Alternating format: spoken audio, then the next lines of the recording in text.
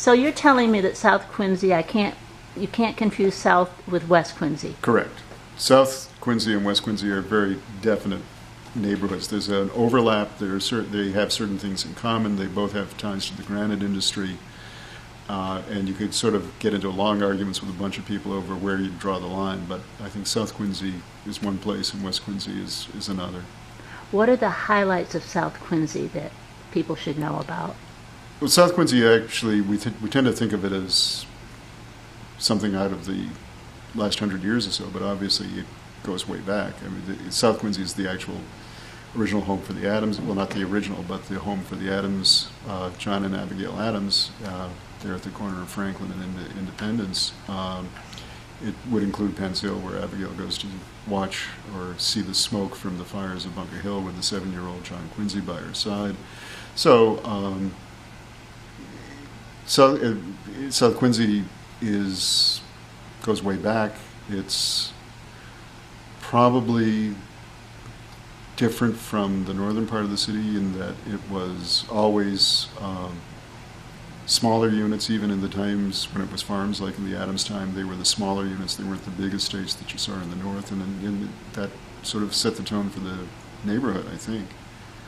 And then, of course, it is very much tied to the granite industry. A lot of the cutting yards were there. A number of the people working there worked either in the granite quarries on the North Common or over further in the West Quincy Hills. A couple of the Monte Granite Yard is still there, as we were talking about. And it was home to a large Italian community. Basically, it's the original home for the Quincy's Jewish community. The first synagogue was on First synagogue services were on Water Street. Grossman's began on Water Street when Louis Grossman came here. That's where he sort of established and where the business began. It became one of the 2 or 3 biggest businesses in the city and in the region. So it's got a long history and, kind of continues today. What were some of the other ethnic groups that were there? Well, again, it's always been, I think, a somewhat multi-ethnic community. Scandinavian, we tend to think of as more as West Quincy, but at that point where the lines kind of blur, you can certainly have some overlap of the Scandinavians in the late 1800s moving in there.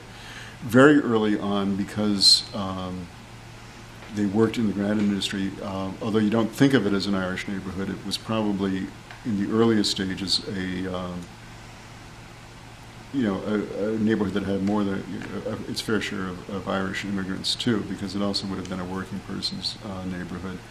And today, of course, it's really become kind of a multi-ethnic community, and it's got various communities of both South Asians and East Asians, and people moving in from all sorts of areas there. So, and you find it. You've got the halal markets along Franklin Street, and it continues to sort of reflect the ethnic diversity of the community.